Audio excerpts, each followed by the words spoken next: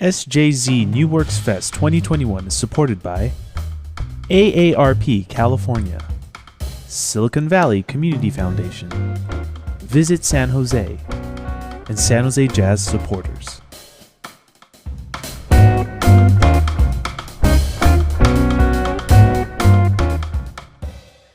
I'm Betto Arcos.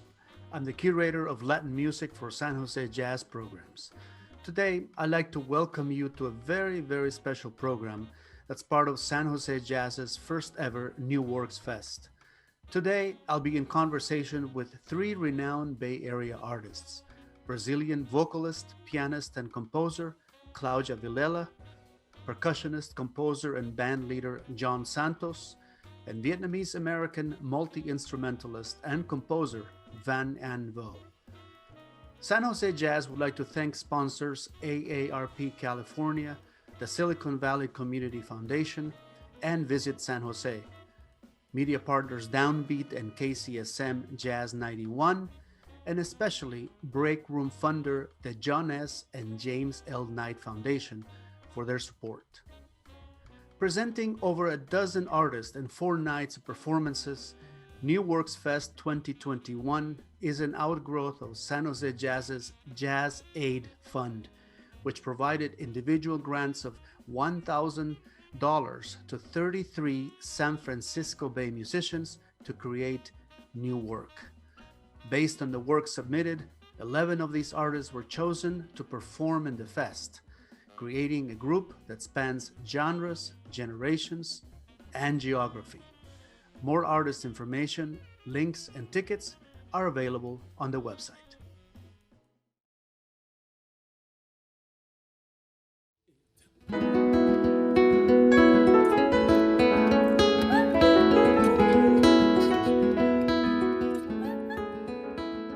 We're focusing today on 3 artists that are part of the commission artists that San Jose Jazz Festival asked to write original pieces for the series, and we're starting the program today with the wonderful singer and pianist Claudia Villela from Rio de Janeiro.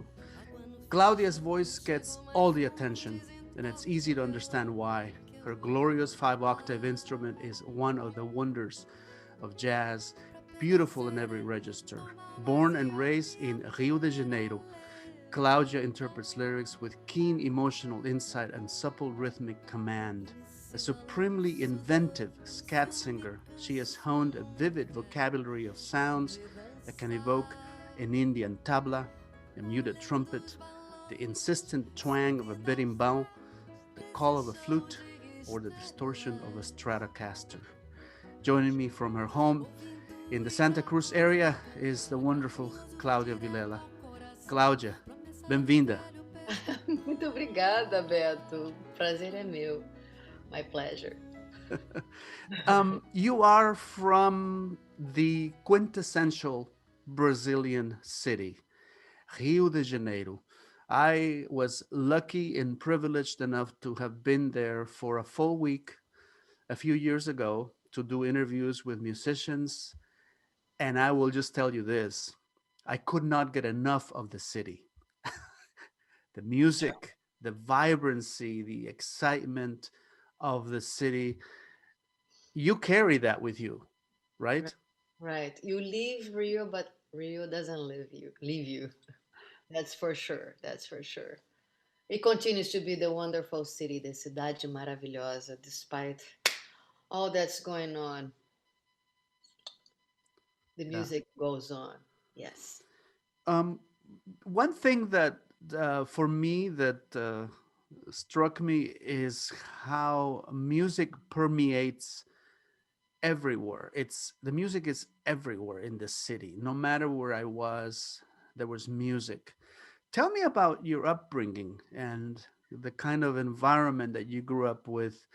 Uh, So many images, just like when you mentioned now, I remember the Garrafeiro. It was a Portuguese guy that used to push this cart full of bottles, and he would go, Garrafeiro, the bottle guy, so announcing that he was around and he would exchange, buy, sell bottles. And there was this guy all dressed in white, and he used to uh, sell coconut candy that he made, and he became famous in cocada, and you go, Maria, Mary. And what else? You know, actually, you're gonna see a little reminiscence of this guy. It was a blind guy. He would be in a corner, and with his cane, just singing away. He would pass every day to go to college, and he was in the same place, and people give him money. So, and of course, the coconut trees moving in the wind, the ocean kissing the sand, everything, a lot of laughter in the street. Everybody knows everybody, talks to everybody. Everybody is like close. It's just automatic, natural connection between people. So, yeah, musical place, that's for sure. The way you talk about it, it reminds me of a conversation I had with Hermeto Pascual a few years ago. I interviewed him, and he said something like, "Music is everywhere. Uh, it's it's in every corner in every aspect of life." And I'm thinking, what informs a musician, a singer like you, to create the music? How were you? What were your earliest memories of music in the house, music with your parents, with your relatives, and the family? That was uh, very essential what my father did. When I turned 1 year old, he gave me a pianola, which is a like accordion laying down. In the right hand, you have the keys, on the left hand, you have the buttons with the harmonies. So a little kid, a baby practically, just started to experiment. My mom sang the whole time in the house. My father played the harmonica. I had some musicians in my family, but I didn't get to meet them. They were gone already. Um, yeah, so those memories are very influential. I was 3 years old. My mom brought the pianola to the. Actually, the teacher came on her little beat Volkswagen, stopped by my house and got the pianola, and I was 3 4 years old. There I was performing. I don't know what I was doing, but that was one of my first memories, the little choir singing. I used to study at this school, Santos Anjos in Tijuca, and they had this beautiful mountain behind. And we used to go walking and sing all together, just like the seven dwarfs. So yeah, those are pretty, it goes in my background all the time. That's so important. Yeah. Hmm. Now, when was your calling? When did you feel that this is what you wanted to do? I want to be a singer. I want to dedicate my work, my life to being a singer. hmm Well, it's a, it's a, it's like almost like it's forever. It always had been there, and sometimes it's not. But it's just like the now is forever, because the moment I was at my grandmother's house in the back building, and I used to hear this classical pianist playing all the time. And so, what I would do, I would just start. I was self-taught writer, so I started to write stories for that. And my grandmother said, "You're gonna be a romancist." You know what I mean? Somebody that writes romances and stuff. But uh, those memories are just I can't tell you when was the moment, but I could tell that the moment that I have something that I'm totally free and I access that totally atemporal feeling, that eternity, even in theater, when I started to do theater at school, they offered us, this possibility of just taking off. Man, I would take off and just like I saw God. I was everywhere and nowhere, and like just things just, or not like this, but like this, they came through me. And that to me, I'm goosebumping now. I can prove it to you. It's the thing, you know, it's the spirit, is the, and then the communication, the messenger, the, you know, so I guess I always had it, and sometimes I go like, it's a responsibility and so far so on. But the creativity, the connection, and the message, you are a flute. The lessons, the stories, everything comes through. So improvisation is that you go to Delta. I don't know, but Hmm, that's the deliciousness of it. So I don't that's know. great. It's been forever. It's urgent, is an emergency, is, and at the same time it's so placid and eternal. That's it. Okay, no beginning, ending, middle. It's just now. Just Um, get out of the way. yeah, yeah. Um, I want us to see this very short clip of you singing a composition by none other than one of the towers, really, one of the pillars of Brazilian music, the great Antonio Carlos Jobim. This is a tune called Luisa. Tell us about this piece and what is it about it that you identify with? Both lyrics and music, just gorgeous, beautiful. And so gotta confess to you that when I, you know, of course I always loved the music, but once I got out of Brazil, that whole thing and those songs became so much more important, so much more um, touching for me. And Tom Jobim became this figure that we met very briefly. My father used to play soccer with him, he told me, when he was little. And I studied at the school that his mom was a director, Colégio Brasileiro de Almeida, in Ipanema.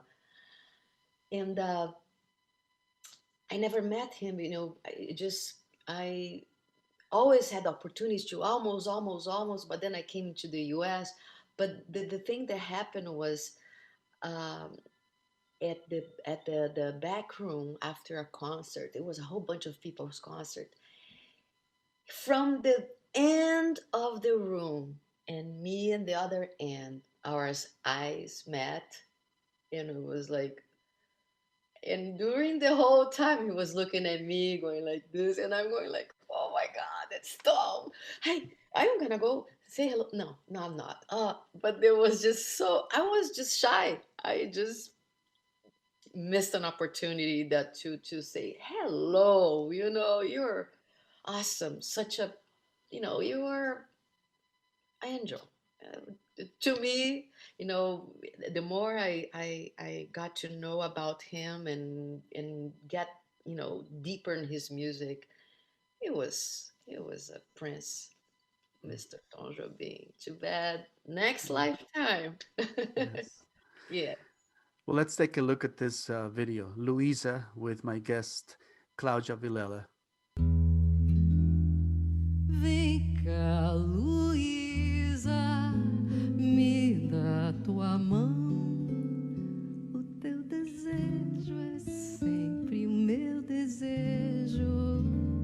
Vem, me exorciza, me dá tua boca. E a rosa louca vem me dar beijo e raio de sol nos teus cabelos, como brilhante que partindo a luz explode em 7 cores, revelando então os 7.000 amores.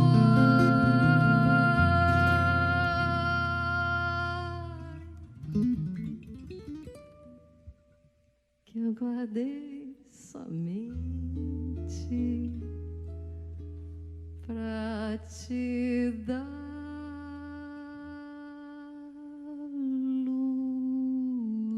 Luísa,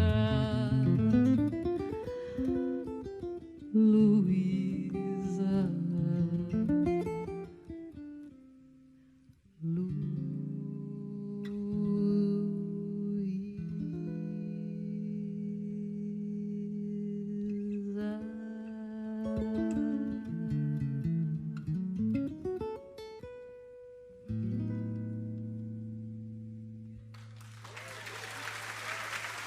Chico! That was so beautiful, Claudia. Um, when and how was it that you decided to come to the U.S.? You've been living in the Bay Area for quite some time, and I should mention one of the artists that I'm also interviewing in this program is someone that you know well, John Santos, and Oh, he said, please say hi to Claudia. So I'm gonna say yeah. that now. Yes, it's a mutual admiration. We're good friends and beautiful family he has, and he has good taste. Yes. Um, Rene was what? So you've been in the Bay Area for a few years now. Since 1984, I came because my boyfriend, he came first. He's American, but he was born in United States, but raised in Brazil. When we were going together for a few years, and he said, "Okay, I'm gonna go, and when I can, I'm gonna bring you." And that's what happened. And we had two daughters, and yeah, now I'm even gonna have a grandchild for the first time. A little American little girl coming up this week. Ah! Wow. I know. Yeah, yeah. Nobody That, knows that. Now everybody knows.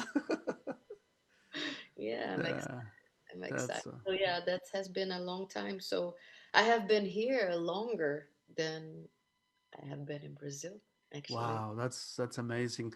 Oh, Going back to the music, when I was in Rio, amongst the interviews, I did many interviews with different musicians, and I was really kind of overwhelmed with this concept of music that I want to sort of share with the folks who are watching this is how complex Brazilian music is, specifically the genre of music that is known as samba, which then, of course, became bossa nova in its own way by the influences of American jazz, specifically the cool jazz influence. But this musician, I asked him to explain to me what, if there's any way to say, like, how many chords are there in a basic samba?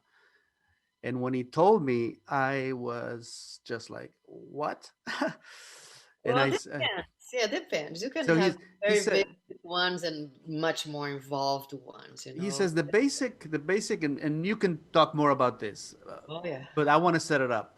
The basic samba, he says, has anywhere between 14 and 20 chords, the basic. But there are others, he says, like composers like Francis Jaime and others, that have 35 or 40 in one composition. That's 30, that's only 4 or 5 minutes long. So tell me, what is it about Brazilian music that makes it so complicated, and thus the relationship that it has with American music, with jazz specifically, and how they come together. Well, you know how things happen in history. One thing leads to the other, and then suddenly there's this braiding going on, you know. I guess, you know, like you said, you went to a place, you went to Rio, and you couldn't you couldn't avoid to be permeated with that vitality, that human relations and characteristics and beautiful nature and everything. I guess it's just like, you know, making a dish, and then you have like the mole. Sometimes how many ingredients in the mole? 25 to 30. Oh, exactly. But it doesn't, you know, it doesn't mean that good music needs to have so many chords, because you can have less chords and be as eloquent and all depending. So I guess with the jazz, like everything that's evolving, you know, it's like what can, you know, the attraction is this, the romance, the saudade, all the elements, all the spices that make for such complex feeling that's, you know, a song and a poetry wants to convey, you know. So you do a little bit here, a little bit there, no, but this extension here, oh, that feels like, yes, no, you know what I mean, the right word, the right chord, the right passing note. So yeah, with the jazz, with the creativity and the expansion of the palette, it all makes sense that it would cross pollinate. Let's Mm, say, yeah. yeah. Now, as a composer, as a musician, you've done a number of recordings. I remember you from a record that came out on Adventure Music a few years ago. Um, San Jose Jazz Fest asked you to compose an original piece for this series. Mhm. Tell us about this piece and what's in it. What are the ingredients that you wanted to, like you It's say, to exactly. cook this? It's all about all we're talking about, actually. The title is Cartas ao Vento, which means letters to the wind, and it's basically describing that I have my. It's about saudade. Saudade is the word that means longing. That is very present in the Portuguese, and they say that it was created by the the the the the time when Brazil was discovered, and they were saying all the sailors, and then during the trips, in the boats, they would be singing, and that was saudade. Anyway, so so it's describing that I have my luggage already, my suitcase ready to go back because you have to put more water in the beans because I'm coming back. I want to go out. I want to sing outside. I want to drink a little bit and get happy and dance, sweetly forever because once it's like that, you never stop. And I talk about the promise of the fisherman, which are very strong elements of the allegoric of Brazilian and um, you know, the fishermen going out to the ocean. My father used to love to fish. So there's a whole lot of references, including the bird, the Yurapuru, which is a bird that you have in the Amazon. At the end, it's something like that. His singing his song.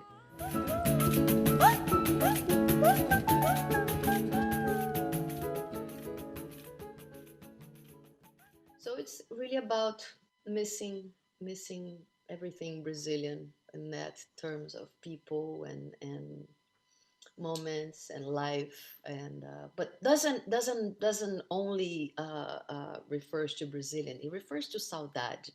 It can be any person that's missing the very things that make them go, okay, I'm home. It can be anywhere, you know what I mean? But there are some very specific my friend Jennifer is a great translator, and she made a beautiful translation that is going to be available too for that song. So Cartas ao Vento, letters to the wind, and even has the Uirapuru, the songbird at the end. It has a lot of batucada. You come because how can you avoid that? You know what I mean? The rhythm, the earth, the that's how I used to go to sleep at my grandmother's house in the mountain. There was a school of samba, and that was my lullaby.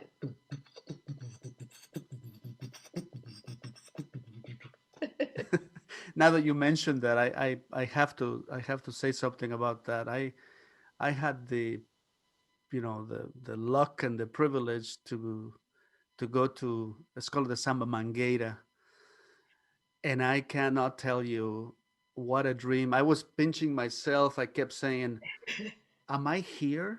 Your At molecules go. it really felt like I remember. I think there's a song that Caetano Veloso sings, and he said something like one of the verses says, "O maior show da terra," the Yeah. the O the, maior show da terra the será. biggest show on earth.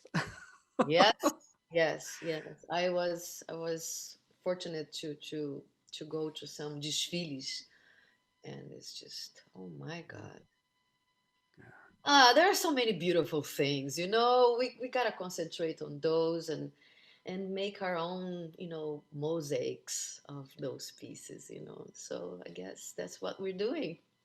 That's right, and I want to close with that because it's a feeling of excitement and of good energy, And I want to also go out with one more piece by Antonio Carlos Jobim, which has nothing to do with the classic sound that he recorded, many years ago. The piece is called Stone Flower.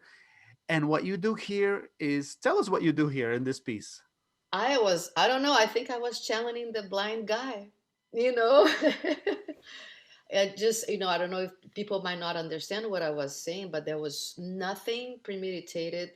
It just came through me. I just said, you, they're sitting in this sofa. Pay attention to what I'm going to tell you.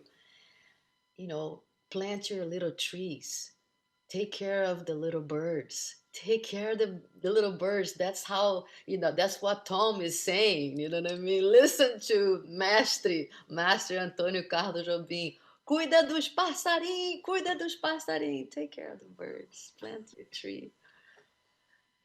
I don't know. That's jazz. Thank God for the opportunity that I can just, get this message through me, and people, take it. And it's like a formal thing. It's just, it goes in the unconscious or something. But I'm so happy that, I hope he's happy too. I think he is. I Claudia Villela, thank you so much. Thank you so much for your time and very for much. your music, and blessings. To you, And everybody. please take care. You too. Thank you. Thank you so much. And let's go out with Stone Flower here with my guest, Claudia Villela.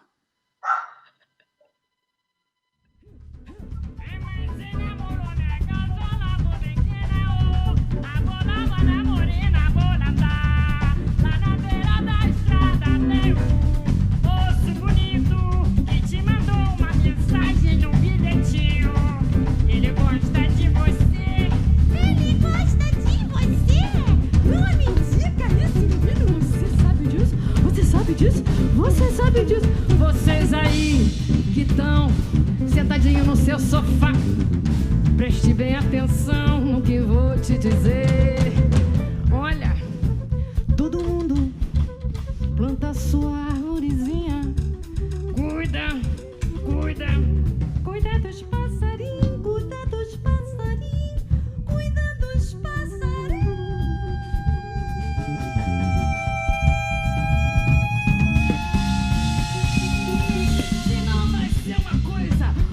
Esquisito aqui nesse planeta. Então a gente cuida deste planeta com muito carinho, muito amor e beijinho. Essa terra da gente,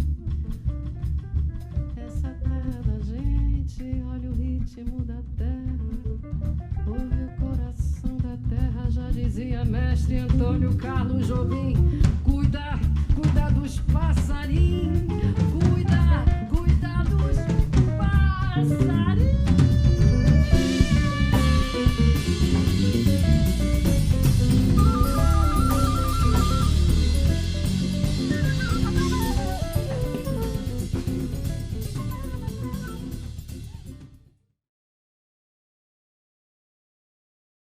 Seven-time Grammy-nominated percussionist, U.S. artist Fontanals Fellow, and 2013-2014 San Francisco Jazz Resident Artistic Director, John Santos is one of the foremost exponents of Afro-Latin music in the world today. He was born in San Francisco, November 1st, 1955, raised in the Puerto Rican and Cape Verdean tradition of his family, surrounded by music, and he grew up in that area, as we know it, as the Bay Area, and that's what shaped his career. John, welcome to the program. Thank you, Betto. Quite an honor always to do anything with the San Jose Jazz Festival. I love my affiliation with the festival over the years. Great. Tell us a bit about your upbringing. I mean, I just mentioned that you have sort of this confluence of traditions, the Puerto Rican and the Cape Verdean. In a nutshell, I'm second generation. My parents were both born in San Francisco, California. So, English is my first language, but I grew up in very culturally rich musical environment because my grandparents on both sides were professional musicians.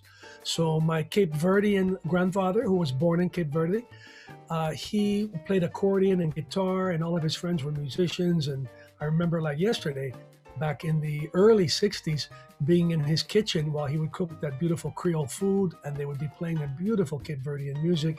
That was kind of a soundtrack to my childhood. And then the same on my mother's side, on the Puerto Rican side, which actually was a much bigger family, which is why I do identify more with Puerto Rican culture, because I grew up more in that culture. My father's side, they all passed young. My grandmother on the Cape Verdean side, my uncles, my aunts, they all passed before I was born.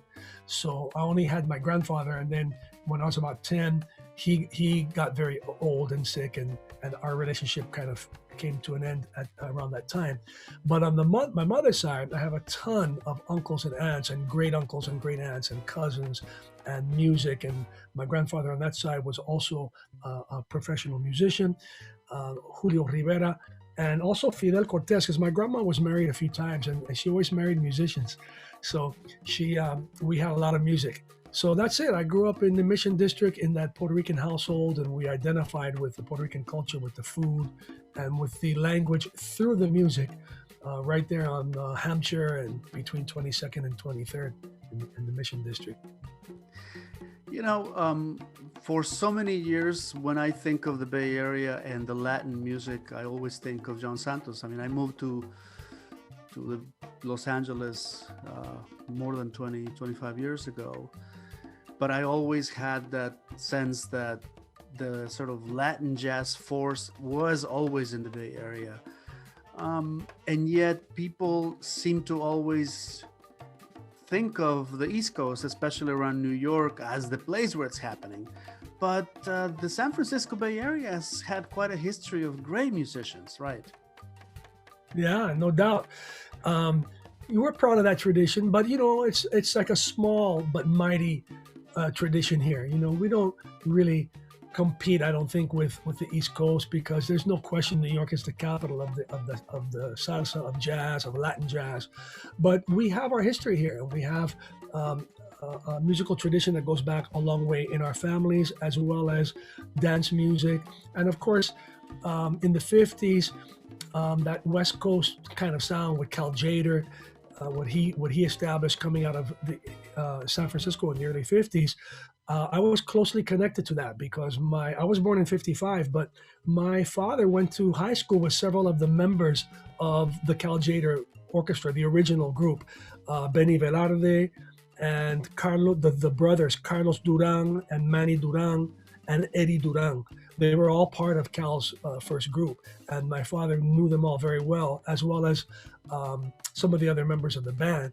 So when I was coming up, when I started playing, when I was 12, 13, 14, he would take me around. By that time, of course, they were not playing with Cal anymore, but he would take me to their gigs, and I got to know them all and play. They let me play in their bands, the little gigs they had around town, and that was a great connection for me. And my dad had all of Cal's records, those old fantasy records with the red vinyl, and we used to play those and practice to that music, and that was a big thing for me.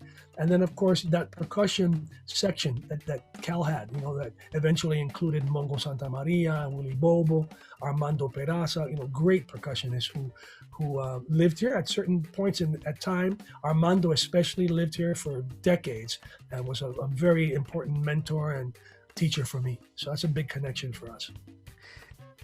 If you could describe the sound of Latin jazz for the Bay Area, how would you describe it? I mean, you mentioned Cal Jader. I think of that sound. It's sort of an airy, I don't know. It has this kind of loose, free spirit kind of quality to it. I mean, it's already kind of redundant to say that, but it's because of the improvisational aspect of it. But is there a sound? You know, I don't think that there is, because certainly at the beginning there was, because there was not a lot of people, small, and Cal's sound was the sound. That's what everybody was going for, and that's still to this day identified a lot. But it evolved, and I think it's the same in jazz. It's the same in hip hop. It's the same where the artists are all different. They have their own take on it. I don't hear like a certain sound. It's not like all of us who play Latin jazz have a certain sound. There's a different sound from band to band, and sometimes from arranger to arranger or composer to composer. And it's very different. And so I don't quite adhere to the thing that the West Coast has its sound and the East Coast has a different sound, because in each of those places, there's a wide variety of music that's being produced under the banner of Latin jazz. Recently, you put out an album called The Art of the Descarga, the John Santos Sextet. I want to put so people can see it and grab it. It's available. It's from Smithsonian Folkways. A fantastic record, by the way. For folks who don't know what a descarga is, how could you explain or describe a descarga? We know it as a jam session, as a way to, improvise and let loose on stuff. Something that goes back to the 1950s, right? And started, based on my research, by Cubans in Havana. Late night after they played the gigs at the Tropicana, they would go to the studios and start doing the descargas, the jam sessions. Yeah. Well, that's it. You described it. It's exactly what it is. It's very important because in any, form of jazz, improvisation is a very important part of it. But also, our music, our traditional music, has a high degree of improvisation. Whether it's Jibaro music from a rural area in Puerto Rico, or the bomba, the plena, or the urban styles and salsa, improv plays a big role. In Cuba, of course, in the son, in the rumba, the improvisation is very important. And in Havana, what's I think unique, what's important to remember is that the history of the descarga is very, very key to the evolution of Latin jazz and of salsa. And I'm thinking of the recordings in particular of Cachao.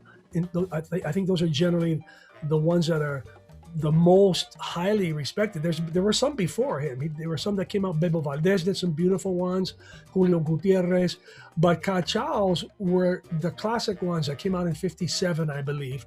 And he just had the quintessential rhythm section: Tata Wines on conga, Rogelio Iglesias Yeyito on the bongo, Guillermo Barretico on the timbal, Negro Vivar on trumpet, Gustavo Tamayo on the guiro, the great Cachao on the bass, and they would invite many guests, great virtuoso players, Richard Egues on flute from Aragon, El Niño Rivera on the tres.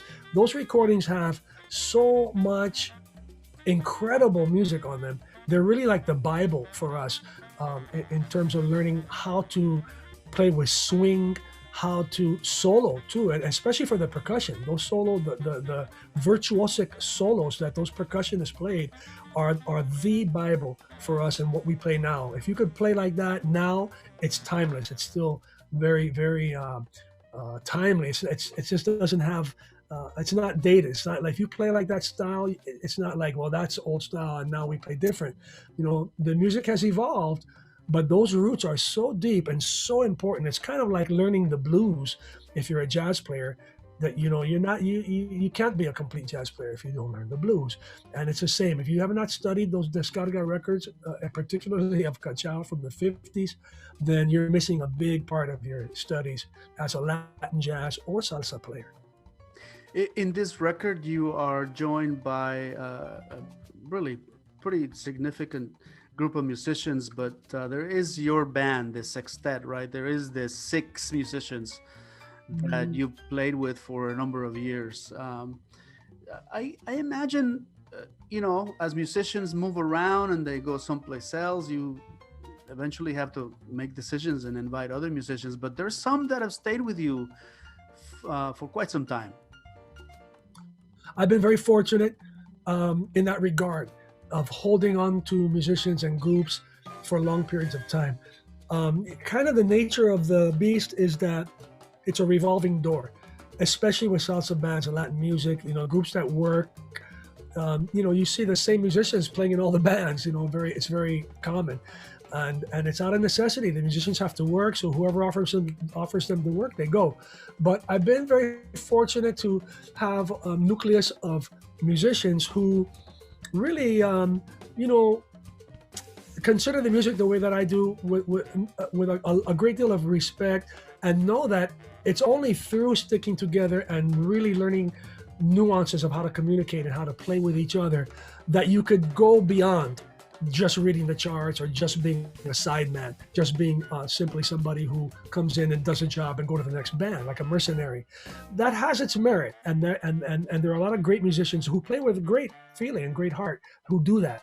But for me, it's always been essential to find players who are maybe not the absolute best player available on that instrument, but it's somebody who is a person of integrity, who's a good player, who's open to collaborate, who gets along well and can improvise and be a part of a team. I've always valued that and expressed that to the musicians who I invite to play in my bands. So I've had that legacy. I feel very lucky to have had that in each of the bands that I've had. It's been a core of people, and it has not been a revolving door. You can't totally eliminate that. There's always going to be times when you have to have a sub for whatever reason, but that's very minimal. It's been minimal in my groups, and that's the way it is now with the sextet. Our bass player has been there about 20 years. Our piano player has been there close to that. The sax player was there from the beginning until a couple of years ago that he left the group, so we have a new sax player. But the flute player in there, John Calloway, he not only was there for the whole sextet up to 20 years, he was there in the whole group before that, the Machete Ensemble, 21 years, and the group before that, Batachanga. Even though he was living in New York, he was participating by sending us arrangements. And before that, in the mid-70s, up until 1980, we had a group called the Orquesta Típica Cienfuegos, and John Calloway was part of that group. So our collaboration goes back 45 years, and it feels wonderful to be able to play, with somebody like that over the years, and really understand each other, and we work well together, and it's a special thing. It's definitely different than playing with somebody who you've only been playing with for a short period of time. And with that said, I just want to mention that the players in the band, I really want to go out of my way today to say who they are, because they're incredible Bay Area musicians. Saul Sierra on bass, Marco Diaz on piano and trumpet, David Flores on the drum set, John Calloway is the flautist, and our saxophone player now is Charlie Girk. And I really want to mention it because recently I had an interview come out in this current issue of Downbeat, and unfortunately the names of the musicians got cut. So I really want to acknowledge them. I really appreciate all that they give and their dedication to the band. Great. Well, now that you mentioned one of them, John Calloway, a couple times, why don't we take a listen or take a look at this video that you graciously share with us. It's called a piece called The Sense of Now by John Calloway. And when we come back, we'll continue our conversation. Yeah, that concert was from 5 years ago at SF Jazz. It was a 60th birthday concert for me. And it was a very special occasion. All right, let's take a look at The Sense of Now by John Calloway and the John Santos Sextet. We would like to play a piece that's called The Sense of Now, and it's dedicated to the spirit of the people, every one of us who are lifting up that inner activist, the one that's been, out there once in a while, but that's now we're digging down to our toes and coming up, swinging the way we need to. Sense of Now. It's a composition of Dr. John Calloway, The Sense of Now.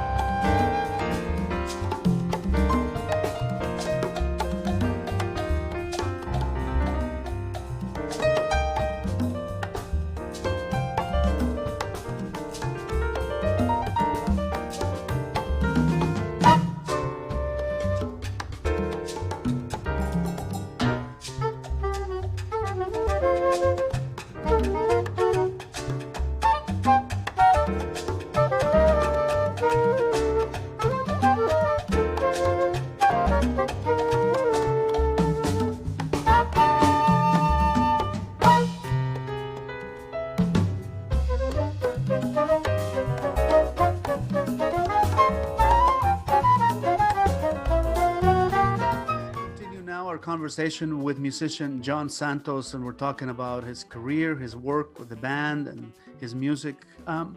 John, looking at the list of musicians and projects that you've been a part of, it's kind of overwhelming to, even list a few of them, because when you look at all the work and the collaborations, and I mean, you have been a part of every other recording. I mean, from East Coast to the West Coast, all over the place. You mentioned Cachao earlier. You've performed and or recorded with just a slew, big generation of musicians, from these big time names to the lesser known figures. But my Lord, I mean, how is it for you today in terms of what you feel is your legacy, what you're following also after in the footsteps of some of these maestros, maestras that you've played and recorded with over the years? Well, Beto, I appreciate that question, because for me, from the beginning, I've always had an appreciation and a respect for the elders. I started playing with my grandfather's band, and so I was always around, elders. I'm 11 years old, and they were all his contemporaries, and so they took me under their wing. I think older players in these traditions, in jazz and blues and in any of these Latin American traditions, they've always got their eye open for the younger players who they can pass on the tradition to. And when they find somebody like that who's interested, who's eager, enthusiastic, which I was, they open up that world to you. And so I come to appreciate it in the historical aspect of the music, how it represents so much of our history, of our identity as Afro-Latinos, and our commonalities as Latinos. And then it brings us into the idea of solidarity with all of the common struggles that we have in Latin America and beyond. So the music plays such an important role in that. I've always respected immensely that these older musicians are like griots. They carry an oral tradition that's traditionally was not written, and they pass it on to you by hanging out with them, by telling stories, and by turning you on to certain histories and certain songs that are very key as we go along throughout history, of explaining the social conditions under which they lived. And it tells us so much that's not included in our history books. I was a very good student coming up in school here in the States, and I realized quickly that there was so much to learn about our true history that the music carries. It's really a great document, the best document, I think, of our history, more so than the history books that were not written by the people who they're talking about. So all of those aspects go into it, and I think that legacy that you're speaking of, it's turned into a contribution, which I feel great about, being able to make a small contribution to this field, to this world of documenting who we are and how we overlap and how we fit into the timeline of history here in the Americas, in not only in this country, but in the true sense of the word America, meaning North and South and Central and the Caribe. The music and the art is at the core of explaining that story. Finally, I wonder if you could tell us a bit about this piece that you wrote. This was a commission of the San Jose Jazz Festival, and tell us the sort of inspiration behind this particular composition. And of course, I mean, you have to explain too that in the times that we live in right now, there were some limitations as to what you could do. Yeah, a lot of limitations. I couldn't do it with the band because we were not rehearsing. We haven't rehearsed for over a year. We haven't gotten together. No gigs, nothing. So when that commission offer was made to me, I was very grateful to receive it. But at first I almost didn't take it because I'm a percussionist and I'm not very versed at computer stuff. I don't play piano and all that. So I was going to have a very hard time doing it by myself. And then I got the idea that I would collaborate with our piano player, Mr. Marco Diaz, and I asked if that was, okay to do, and they said, of course, that was okay. So then it became a collaboration, which worked out very well, and I learned a lot. The tune, it's called Sangre Africana, and of course it means African blood, and it's a direct response to Black Lives Matter and to that movement that is very strong. It's for me contributing to the idea that we can't drop this moment of time where we have the world's attention, that it's easy, what historically happens, that it flares up, people are in the street, and then it's done, and it's shoved under the rug, and life goes on. But we don't want that to happen. So the piece, to me, the Latino community in particular, we also have a lot to learn about our African roots and about Afro-Latinidad. There's a lot of similar problems that happen in this country, also happen in Latin America. But the African element in our history is very important. And especially in music, without African element, there is no salsa or Latin jazz or any of that. So the tune, it features a lot of African instruments. I played a balafon and a talking drum, a tama, bata drums. There's a lot of African instruments. It starts out like a ballad, kind of a bolero. It's meant to be very introspective. Marco Diaz plays a muted trumpet, beautiful, with a lot of feeling to show the depth and the healing that we're trying to experience and trying to encourage.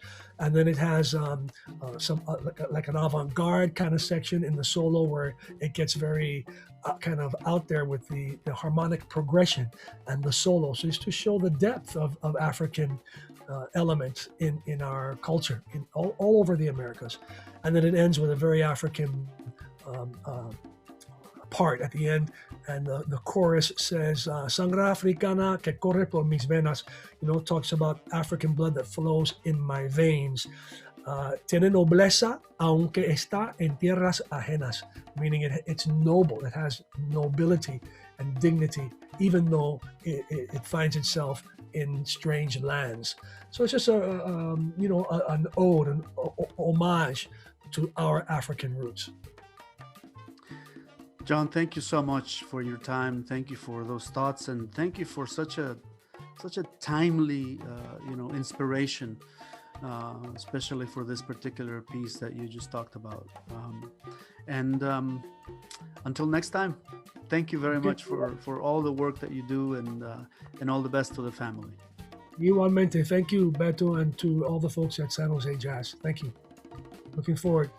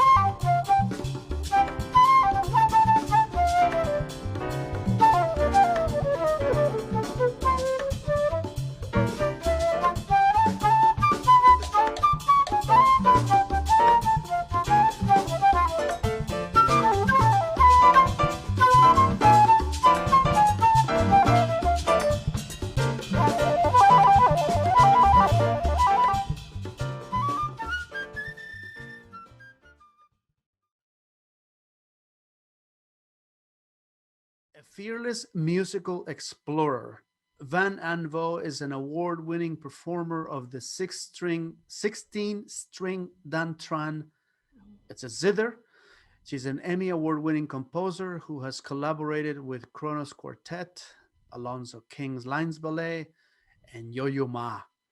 In addition to her mastery of the dantran, she also uses the monochord called dan bao, the bamboo xylophone, dan trung, the traditional drums, or trung, and many other instruments to create music that blends the wonderful and unique sounds of Vietnamese music, instruments with other genres, and fuses deeply rooted musical traditions from Vietnam with fresh new structures and compositions. And I'm very pleased to welcome from her home in the Bay Area. Wonderful to see you again, Vân-Ánh. Yeah, very, very nice to see you again, Betto. Um, I feel very happy because even though we are in the, strange time, that pandemic stopped us to see each other, but we finally find way to be connected and then talk to each other, share with each other. Great. Well, I've known about your work for a number of years, and I've had the privilege to see you in concert as well. Most recently with, I think it was the Kronos Quartet, where you performed here at UCLA's Royce Hall. But I'm curious to learn, and I think our audience will appreciate if you could tell us a bit about your upbringing, how you grew up in your family, in your community back home in Vietnam. Right. So it would be a very long story to share, but in short, I started to learn music since I was 4 years old, and I grew up, and my parents used to work for the National Theater, the Song and Dance Theater. So music was around me every day since I was just born, and every day in the morning, 5:30 a.m., people already start practice music, and I could hear different kind of music, like Western music, Eastern music. Someone tried to practice rock, but someone also tried to practice funeral music of Vietnam. So that in that environment, I think that's the best opportunity for me to expose to the music at an early age, and I just observe it.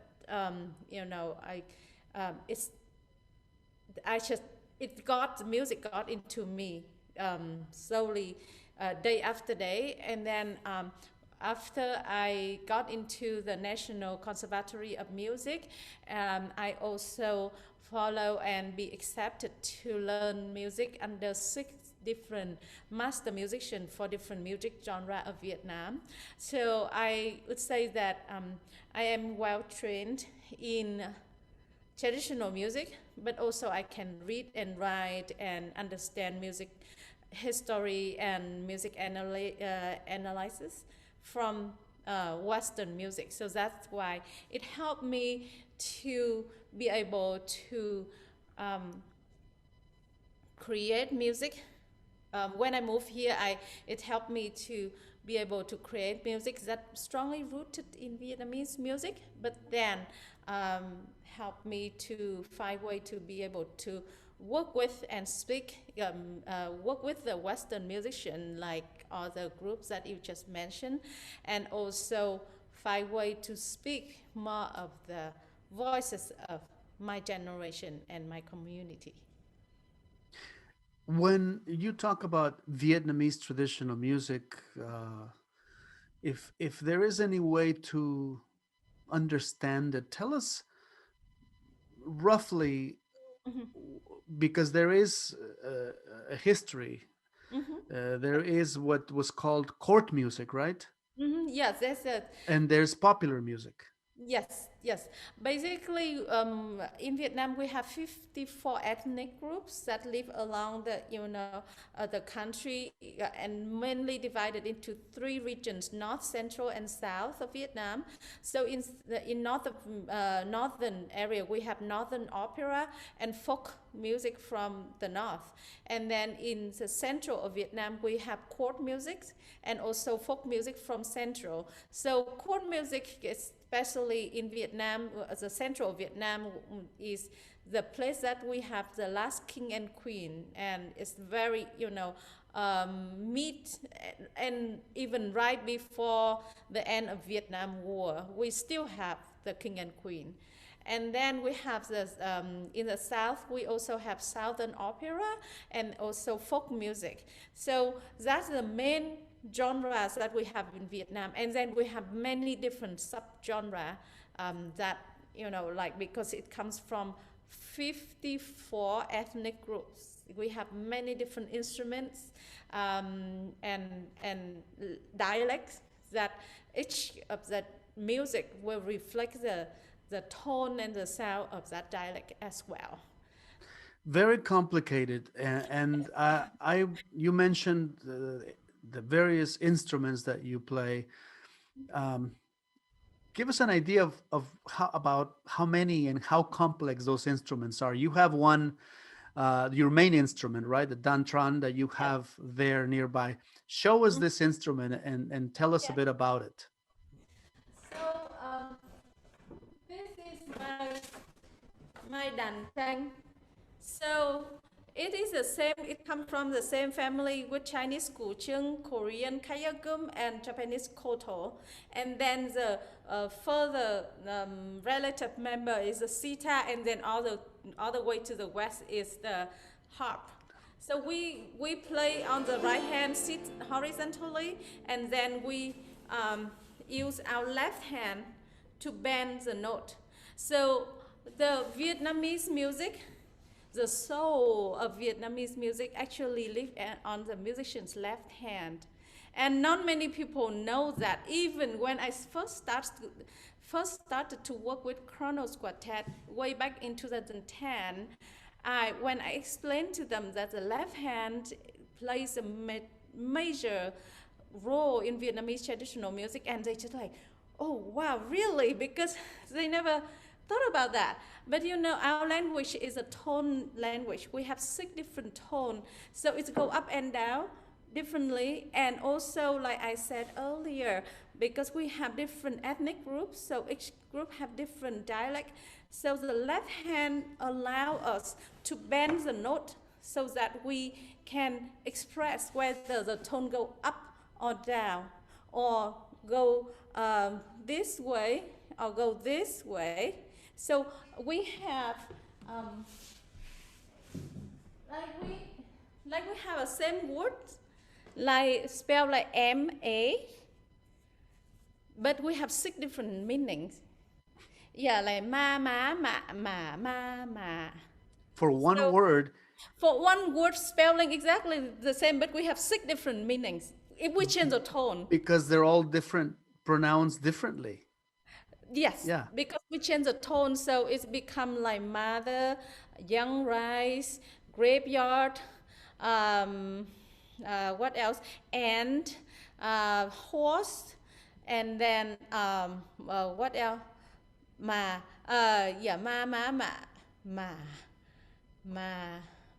yeah, ghost. So yeah, yeah. So because of that character, because of that, so music normally for any country's traditional music, I believe that is there to reflect the soul and the language and the life of the people. So no different, like the Vietnamese traditional music plays no different role. So that's why the music has to change in a way so that it can tell the story of the people. And we use the left hand to do different technique, like vibrato, timer on, and then slide in, slide out, and a lot that I can, when I am trained with, especially with the masters and 6 masters, are from the 6 different music genres. So they make sure for me to understand the importance of it, and then they help me to master that technique so that I can actually play the music that I can transport you whether to South Vietnam or North of Vietnam. And if I don't do the right way, maybe I already just send you to South of Vietnam in a second, in a split of second. Yeah, so Wow. yeah. That's really, really, really remarkable. And, it's maybe for Western ears and for people in this country, a little bit difficult to comprehend of, how complex and how rich a musical culture you come from, even though Vietnam is not a big country.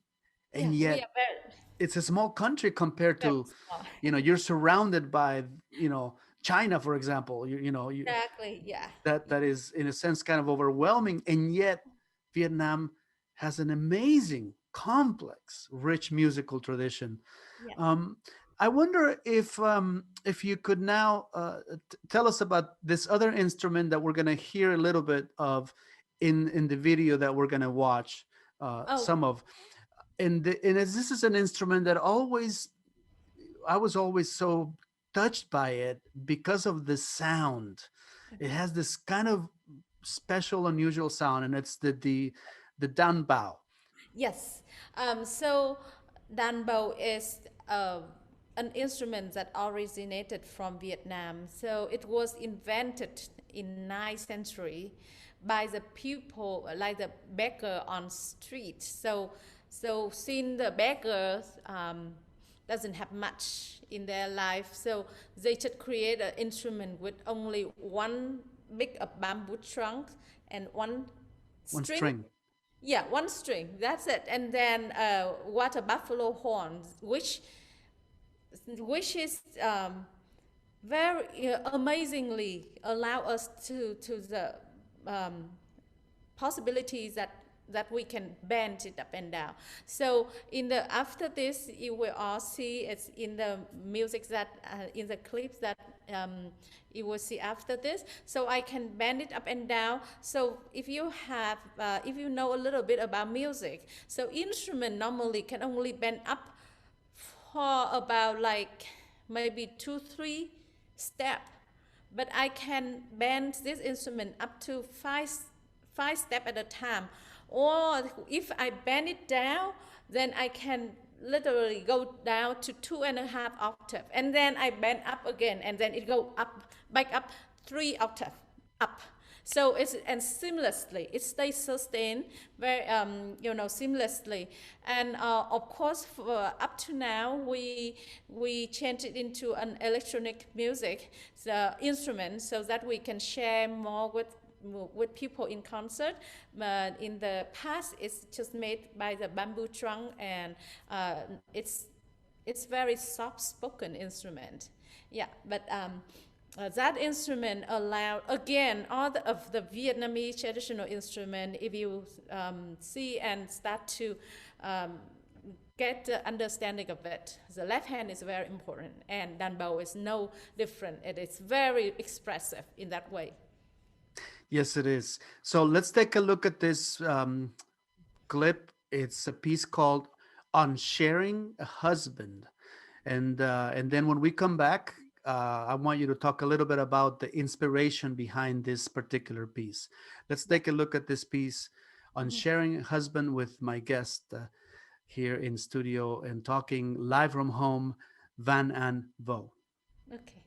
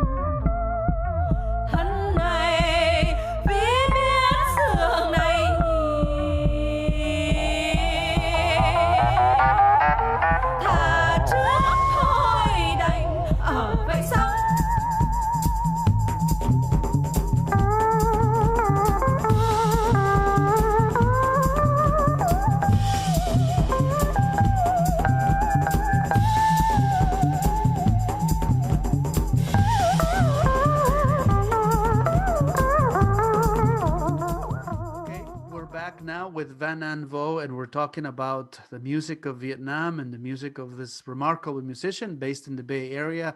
Tell us a bit about the inspiration behind this piece called, we just watched a clip of, On Sharing a Husband. You wrote that growing up in Vietnam, you experienced a society where being an outspoken woman was frowned upon. In other words, it wasn't okay. And for that matter, it's the case in a lot of different places in the world. But after you moved to the U.S. in 2000, you thought it was a place where you could express your opinion on whatever you wanted to. So tell us about this.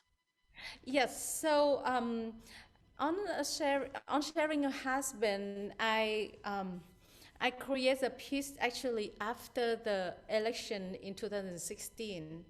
I was in Canada touring during the election week, and I was very, very sad, and along with all other artists, and wherever for that week I performed, everyone came and asked me what's going on in the United States.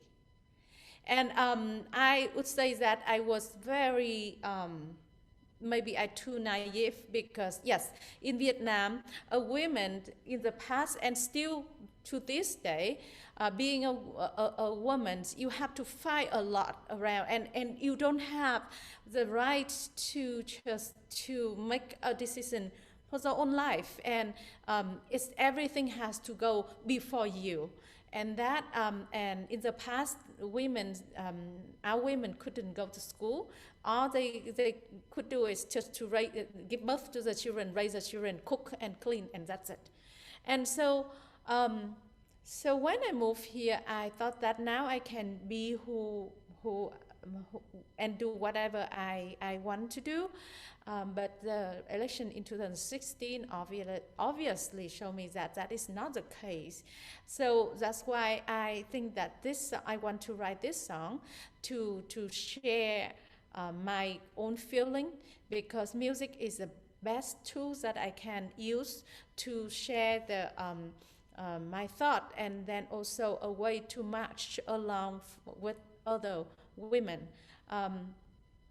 In the music, the lyric of the song was from Hồ Xuân Hương, a very important and revolutionary poet in 18th century. And she is way beyond of the time. She talked about the taboo in the society, and she goes foremost before any women poets, even in the U.S., to use human body as a topic to talk about the taboo, and then the inequality of the society. And so she's loved by all of the Vietnamese, of course, not only women, but she's my hero. And of course, at the time that when she was releasing her poem, she had to go under a man's name. So, but later on, that the histories, we all know that it is she, and then she come from which family in Vietnam. Yeah, so that is the music on sharing a husband. Yeah. Tell me about your relationship. You moved here in 2000.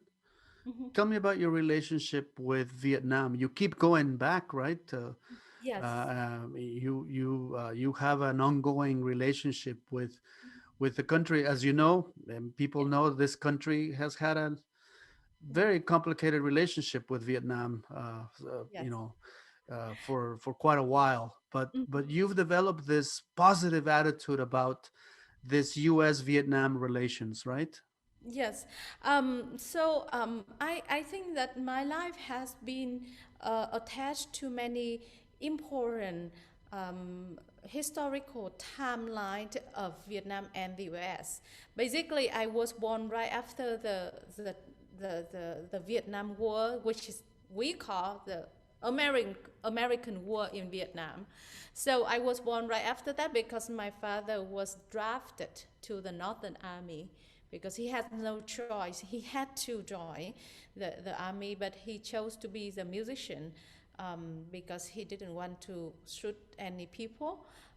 So he played terrible guitar at the time, but he got away with that. And then after he got back, then I was born. So in 1995, that when the two countries, established the relationship and stopped the embargo, I was one of the first musicians who came to the U.S. to perform in the U.S. because Vietnam government has a policy that whenever they start a new relationship with another country, they send, the first group that they send is a group of musicians, just like sending peace to that country. So I was chosen into to participate in that, and then I just, during that trip, I met my future husband, who was the volunteer for the host organization. And then 5 years later, I moved here. And since moving to the US, I realized that I am the only artist who can continue to do art because I am trained well in traditional art, but also be able to read and write music in Western notation and understand Western notation and instruments. And also because of that time, there's a lot of Vietnamese, like my husband family, they are both people, but they came here and they was able to rebuild their life so that I don't need to become a person who work in nail salon and work in restaurant, so I can continue to follow my passion and working on music. So and then because my parents are still in Vietnam because they don't want to come to live in the US because they are old and it's difficult for old people to adapt to the new country. So I come back to visit my parents, and with my understanding of the Vietnamese, who 99% of Vietnamese in the US are from south of Vietnam, and they left their home. After the Vietnam War, there was about 2,500,000 of Vietnamese left the countries, and about 500,000 of people died at sea. So yes, so those people did a great sacrifice to find future for their children, and then build a life in here. But they pretty much, because they have to rebuild their life and they lost everything during their trip to find freedom, then they didn't even have time to do anything but try to find basic needs and make their children to be doctor, lawyer, engineers instead of artists, because artists literally not literally, we are very rich, spiritual life rich, but then financially is poor. So that's why with the instinct of survival, most of Vietnamese here, second generation, still not in the art.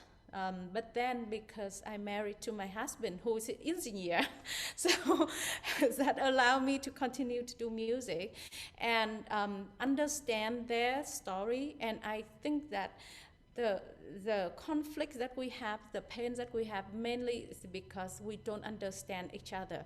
But between people and people, we always love each other.